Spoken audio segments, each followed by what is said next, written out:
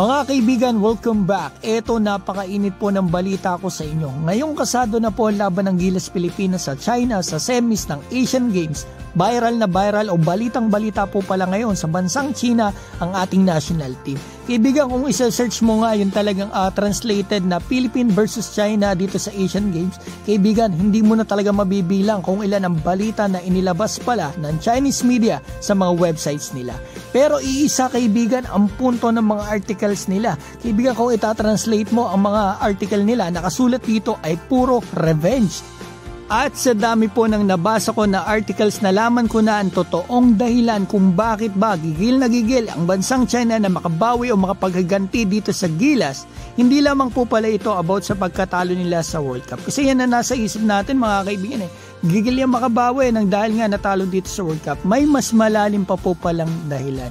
Ito, mga kaibigan, dito rin sa Chinese news website ko rin nakita, mga kaibigan, na sa pagkatalo pala ng China sa Gilas ng World Cup ay tuluyan na silang nalaglag para dito sa karera patungo ng Paris Olympics. Kumbaga tayo ang nagpalaglag sa kanila para hindi sila makapasok sa Paris Olympics 2024. Kaibigan, kasi ito 1-3 ang standing nila bago nila makalaban ng Gilas. Kung nanalo sila sa atin, mga kaibigan, 2-3 po yung standing sana nila. So ibig sabihin, tayo sila ng Japan na nakapasok o pasok sa Olympics, di ba?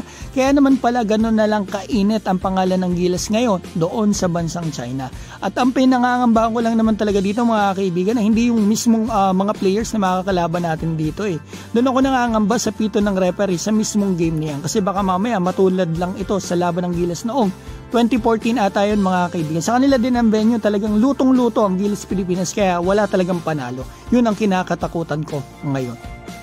So eto one day po before ang game ng Gilas dito sa China, may sinabi po ang head coach ng China na si Alexander Dordevic. Diretsahan pong sinabi nito na this is an excellent opportunity to win back the game. Magandang pagkakataon daw ito para makabawi sa Gilas, at ika pa nito sa Gilas team na andito sa China na makakalaban nila, na sinasabi ng mga Chinese media dito sa mga articles nila na Team B daw yung pinadala natin doon sa sa kanilang Asian Games. So eto, this team is a strong and difficult opponent, ika ng coach ng China. So aminado siya na malakas din yung makakaharap nila na Gilas Pilipinas doon.